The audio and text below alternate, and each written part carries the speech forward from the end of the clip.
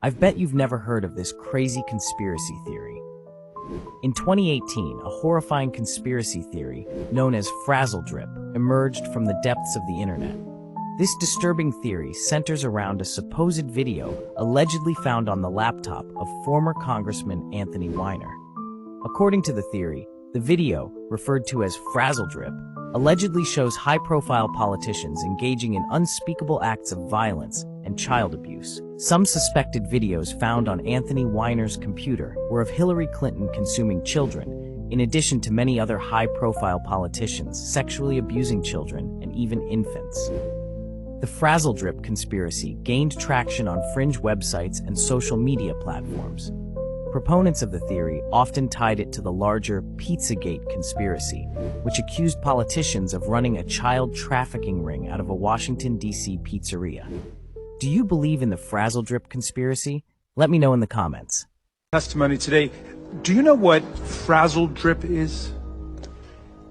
I'm not aware of the specifics about it. I heard some references about it from my team over the past 24 hours.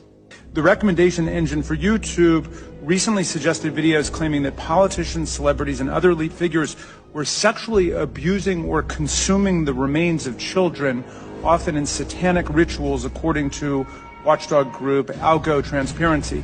The claims echo and often cite the discredited Pizzagate conspiracy. One recent variation on the theory, which began spreading on YouTube this spring, claimed that Democrat Hillary Clinton and her longtime aide Huma Abedin had sexually assaulted a girl and drank her blood, a conspiracy theory its proponents dubbed Frazzle Drip. I am inviting you all to a pizza party tonight at Jennifer Aniston's house. I'll see you there. Jennifer, every time we're with Jennifer, something great happens because everybody loves Jennifer.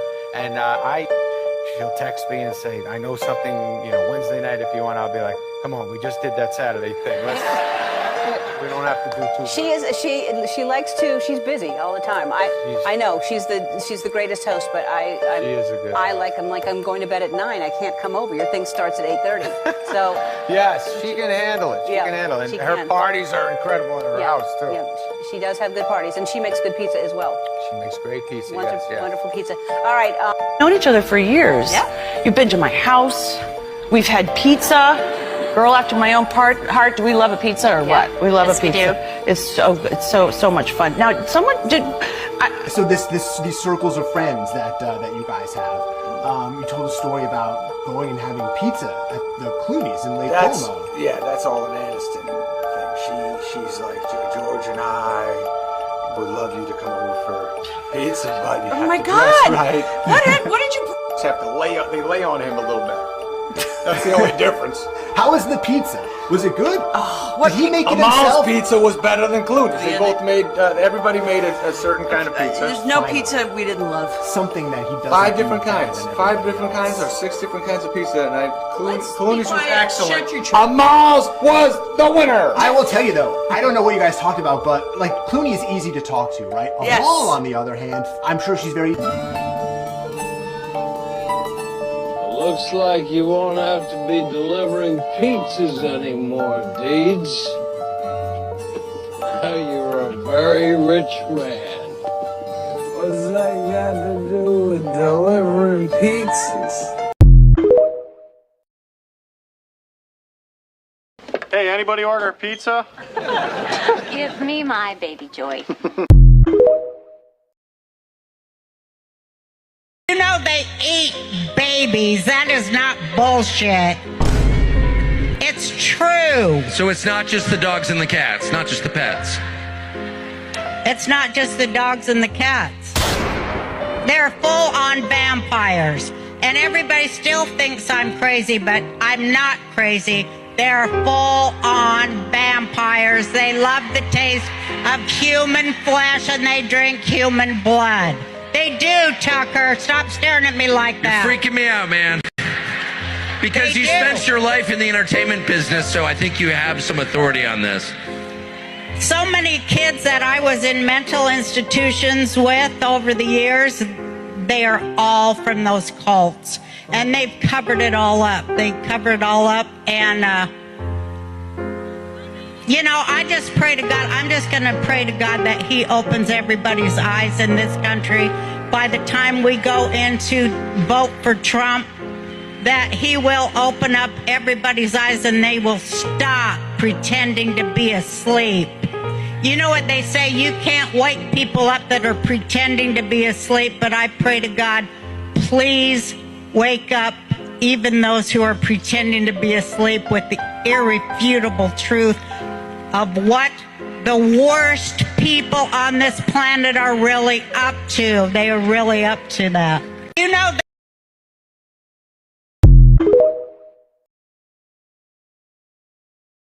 What up? How y'all listening? Do not entertain none of this nonsense and nothing over the phone. Alright. I'm gonna need you to get rid of all the leftover pizza boxes. The what? All the boxes left over from the pizza. All the boxes. Make sure you recycle the plastic like we talked about. Yeah. Can you reach out yet? Nah, Bob. He ghosting. Hey, this motherfucker doing it. He thinks sweet now because I'm in here. It's all good. You about to get out on bail. Everybody out there quiet as a motherfucker. Yeah. Yeah, exactly. We gonna let them have their little fun, but I'm still gonna have the last laugh. About all these lawsuits though, Pop. Ain't none of them getting shit. I ain't worth nothing. Ain't got shit in my name anyway. Don't even worry about it. But for money hungry.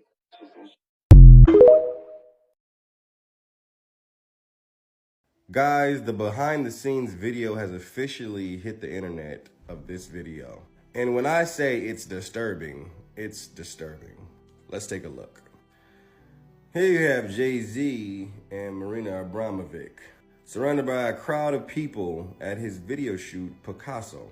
Now you ask yourself, why does he have Marina Abramovic in this video? Well, soon after this video, he was on the list of 100 most influential people, right below Barack Obama, which caused many people to question, why is Jay-Z on that list when he's done not much more than be a musical influence? Well, we have to start looking deeper, people. Look at this video. This is Marina Abramovic with Jay-Z doing the most awkward things. What is going on? I'm not gonna go too into detail on this video on who Marina is. You can simply Google her name. Prodigy from Mobb Deep also left a letter about Jay-Z, saying that Jay-Z knew the evil that he was in, but decided to ignore it because Jay-Z wanted to be accepted by the corporate world. You can pause and read this, which gives us better understanding on why Jay-Z is in a music video with Marina Abramovic, which gives us better understanding on why Jay-Z said in his song State of Empire featuring Alicia Keys, Jesus can't save you. Life starts when the church ends. Ladies and gentlemen, this is something that Jay-Z said in his song. He also said in his other song, I believe it's called Family Feud, I told my wife the spiritual stuff really works. So if he doesn't believe Jesus saves you, but he also believes in the spiritual stuff, what spiritual stuff do you think he's talking about? Y'all see how much is being exposed right now in 2024? You see what's going on with different pastors. You see what's going on with P. Diddy. Now you got things of Jay-Z coming out. 2024 will be a year of truth revealed. May the Lord continue to shed light on the darkness that we've been in for so long. Amen. God bless. Shalom. The graffitis on the wall using pig blood as the closest to the human blood. One of the spirit cooking recipe will be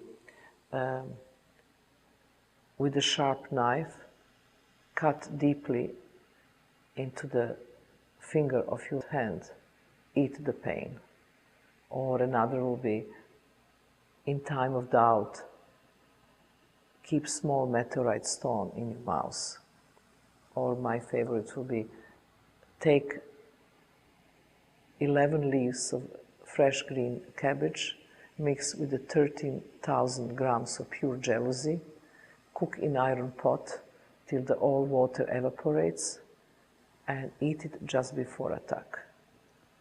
Or mix breast milk with the sperm milk, drink it on earthquake nights. And so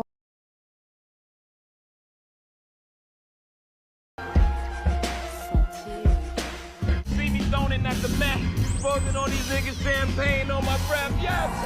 I was like, yeah.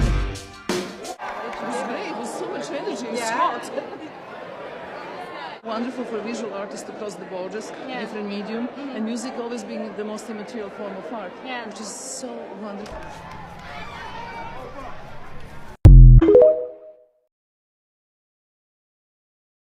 Did you know that there is a conspiracy theory out there that some believe that Queen Elizabeth II of England is actually a cannibal? The theory began in 1973 when Hubert Humdinger said in We Royalty magazine that she must eat human flesh to be so vivacious. He went on to say that there is an immense amount of spiritual energy in human muscle. The theory was revisited in 2012 when Dear Dirty America said that they had confirmation about Humdinger's theory. A serviceman at Windsor Castle reportedly discovered the remains of a human inside the Queen's private refrigerator. While there's no definitive proof of it, the Queen looks pretty good for 95 years old. But could that be because she's consuming human flesh?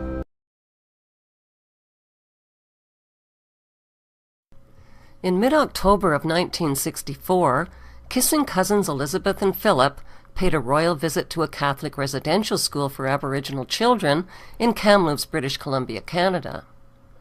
William Coombs was 12 years old at the time of the royal visit. I was an inmate at the Kamloops school when we were visited, said Coombs.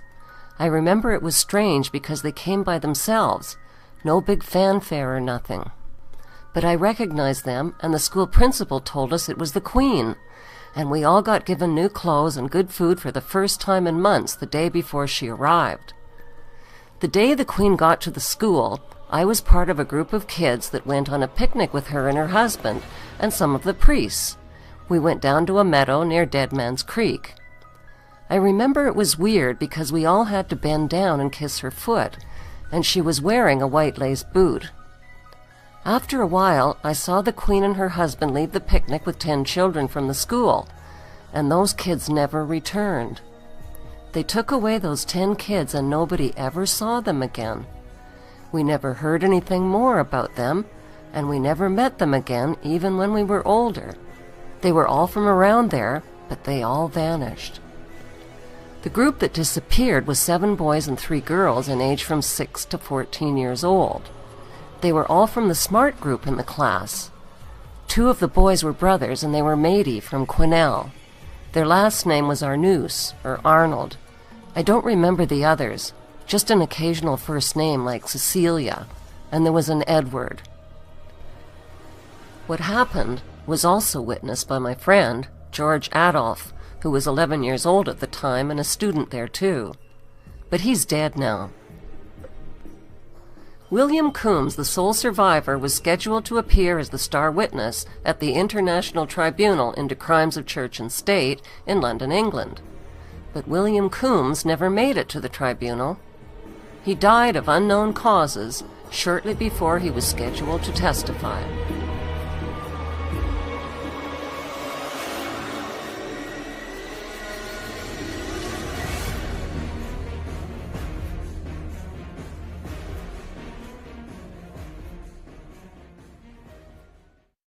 Reverend Kevin Annett, a former minister of the United Church of Canada, believes that William Coombs was murdered to stop him from speaking out about the royal abductions and other crimes of murder and torture that he had witnessed at the school. In a nutshell, what happened was I was letting people speak from the pulpit about the crimes I'd seen in the residential school, the murders and that.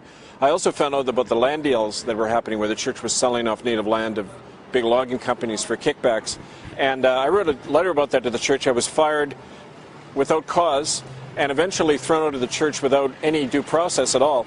But that one thing led to another, and I began to work a lot more with the survivors after that, the eyewitnesses to these crimes.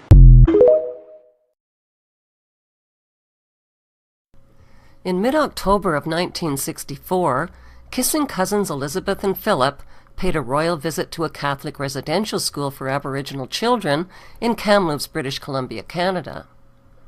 William Coombs was 12 years old at the time of the royal visit. I was an inmate at the Kamloops school when we were visited, said Coombs. I remember it was strange because they came by themselves, no big fanfare or nothing. But I recognized them, and the school principal told us it was the Queen, and we all got given new clothes and good food for the first time in months the day before she arrived. The day the Queen got to the school, I was part of a group of kids that went on a picnic with her and her husband and some of the priests. We went down to a meadow near Dead Man's Creek. I remember it was weird because we all had to bend down and kiss her foot, and she was wearing a white lace boot. After a while, I saw the Queen and her husband leave the picnic with 10 children from the school, and those kids never returned. They took away those 10 kids and nobody ever saw them again. We never heard anything more about them, and we never met them again even when we were older. They were all from around there, but they all vanished. The group that disappeared was 7 boys and 3 girls in age from 6 to 14 years old. They were all from the smart group in the class. 2 of the boys were brothers, and they were matey from Quesnel. Their last name was Arnoux, or Arnold. I don't remember the others, just an occasional first name like Cecilia, and there was an Edward. What happened was also witnessed by my friend, George Adolph, who was 11 years old at the time and a student there too. But he's dead now. William Coombs, the sole survivor, was scheduled to appear as the star witness at the International Tribunal into Crimes of Church and State in London, England. But William Coombs never made it to the tribunal. He died of unknown causes shortly before he was scheduled to testify.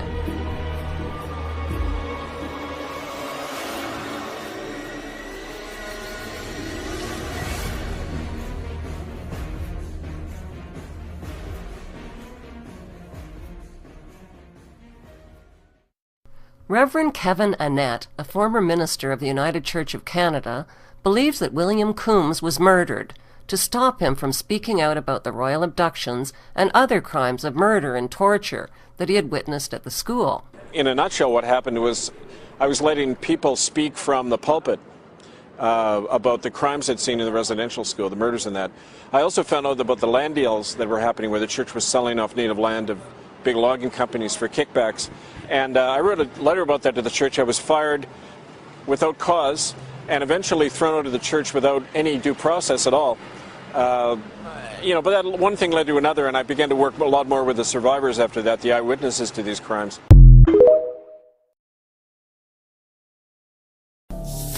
A devastating discovery has been made in Canada. The remains of 215 children have been found buried at the site of a former boarding school for Indigenous students. The school in British Columbia was part of a nationwide scheme that took in First Nations children in an effort to assimilate them into Canadian society.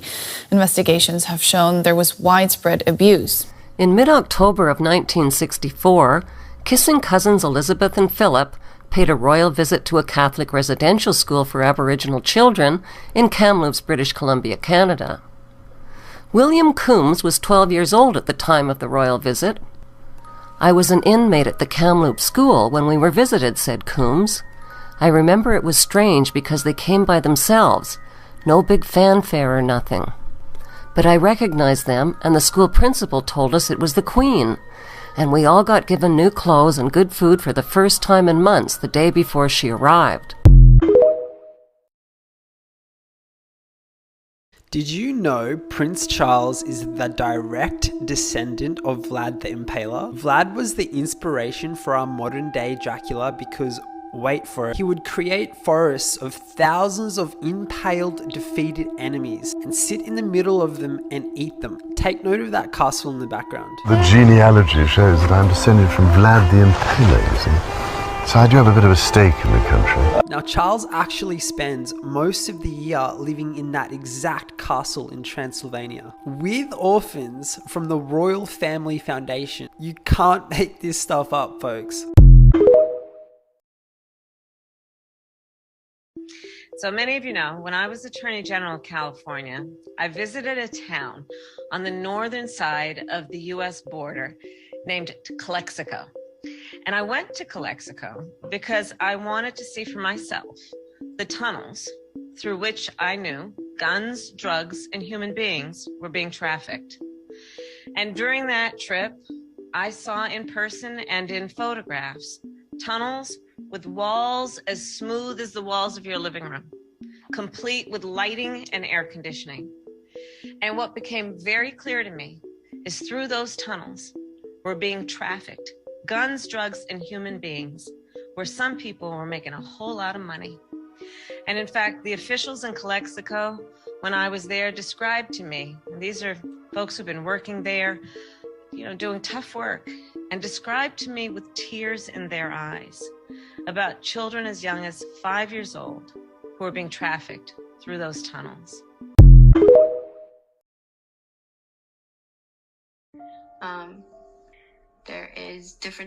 There's cities underground, there's warehouses underground, there's actual homes underground.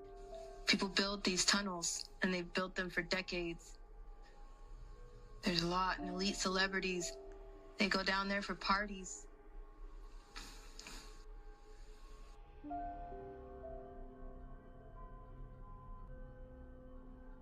Underneath the Getty Museum in Los Angeles, California. I was there for a cock party. We walked through the museum, through the garden area, and employees led us to underground tunnels. We had to take an elevator and stairs. We had to be led. There is no way that you can just walk into a tunnel. The entrances and the exits are in your face, but there's no way that you can just walk through tunnels. You'll get stuck. You'll go deeper and deeper, and you won't be able to come back out because it's hard, because the tunnels run all different directions for miles and miles and miles and miles. So if you go down the wrong one, you'll get stuck, and it's confusing to turn back around and get back to where you're going. So you have to be led in and out.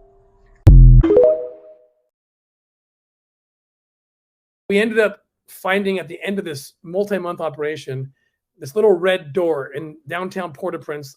You wouldn't even think anything else. It looks like a janitor closet, but you open it up and it's a den of this Satanism. It was this dungeon-looking place, and these children were being there. It was the first time actually we ever walked in on a raid and saw the kid actually being. Anyway, we got the kid out, and there's 4 of them that came out. A couple of them had babies, and we found the infants they were using to like leverage the young moms.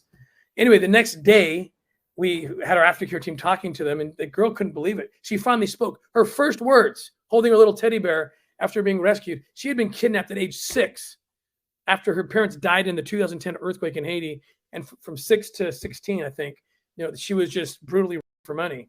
And here the red door opens. We go in and get her. And she says to us, "Is it okay for me to have hope? Like, can I actually have hope? Like, is it real?" She couldn't. Why would she believe? She knew something about her life. She didn't know much, but she knew much. She knew this much, that she lived in the most obscure country, maybe in the Western Hemisphere. And worse than that, she was being held captive in the most obscure corner of that most obscure country, behind a little red door. Who the hell is going to open that red door? Nobody's going to open that red door. And yet it opened, and here she got out. And I use this to say there are red doors everywhere throughout the world. Everywhere throughout the world, there's red doors, and there's children behind them, and they are in places. Sorry. And they are in places where there's no hope. They don't think there's hope. The people living there don't think there's hope. The government officials don't think there's hope. They're not looking for them. But we will go there. This last year, we took down a baby factory. I posted about this. I didn't know if it was going to scare people, but I mean, these guys, these traffickers in Western Africa are kidnapping young women, children, young as 13 years old, and impregnating them, getting their babies out, and then selling their babies immediately to witch doctors who are selling their organs or cutting off the kids. Sorry, I think your audience can handle this. You have the right audience, but it's cutting reality. off the kids, and they're selling them, on the black market because people think that God will bless them. I mean, we've taken down 2 of these baby factories, rescued dozens of children from this, and we're still at it. I mean, this is the reality, but no one would be coming. No one would be coming if we didn't come. And when I say we, I mean you and all your audience and everyone who's helping us. If we're not coming, I promise you no one's coming, but we will go. We will go anywhere. Ships mercy and comfort that were sent from Trump to New York. We just have confirmed information right now that they sent those ships, those highly equipped ships, to take care of children rescued from tunnel system under Central Park in New York. How do you take 20,000 children in the middle of New York City without anybody seeing? They are being put into buses. They are given certain clothes. Some of them were taken out in boxes. When I go into the tunnels, I can't take my phone, and if you're going to do it, the psychopaths will eliminate you. So some pictures I saw that are real, and I was surprised to see them. But there are many children down there. Yes. Do you have an idea of the number of children that we're talking about? It's huge. It's numbers you can't comprehend.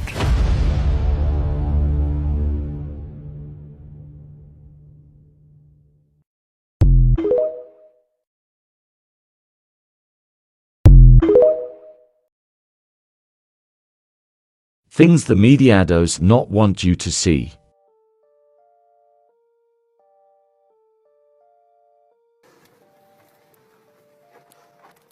It's kind of short. It's gotten pretty dark.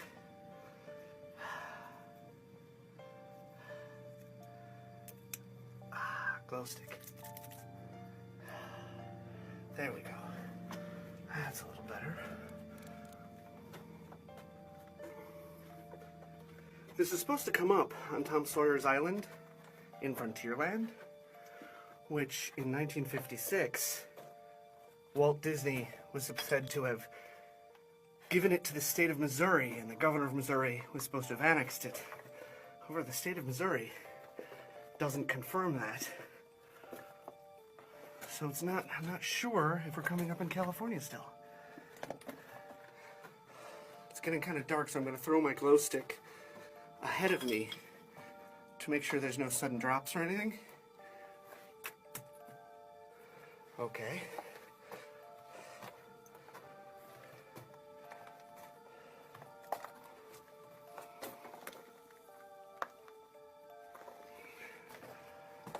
Okay. Again.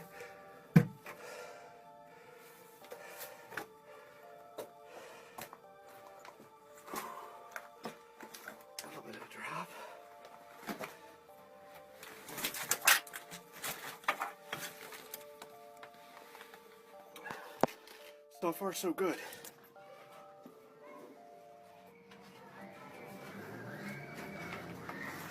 I hear people.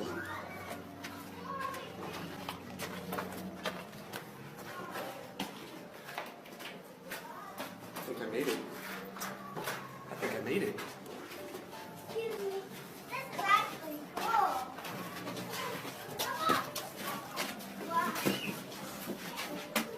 I did make it.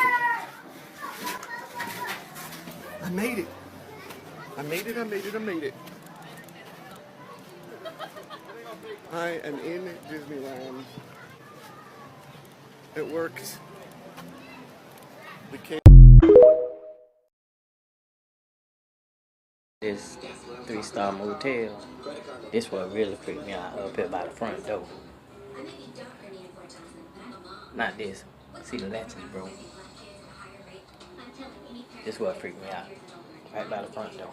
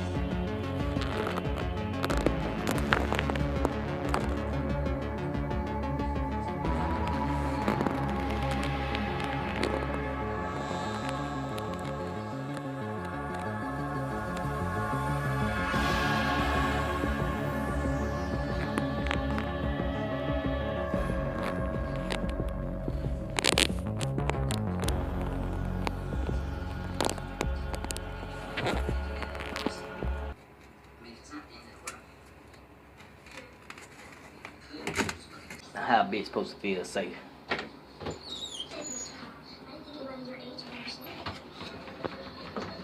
There it is. There he's in.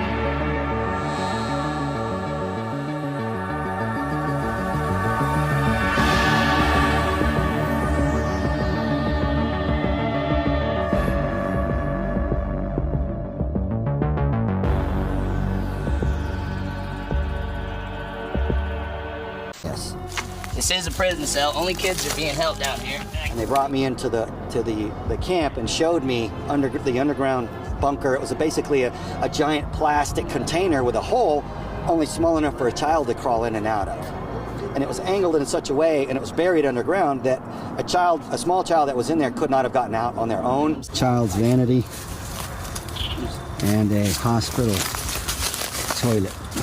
That looks like a child's car seat. Strollers and children's toys and clothing and food packets. All right, so with these straps. But one thing that was really disturbing was there were arm restraints, wrist restraints on 2 trees. Clearly a disturbing and wrongful thing going on. It's inhumane.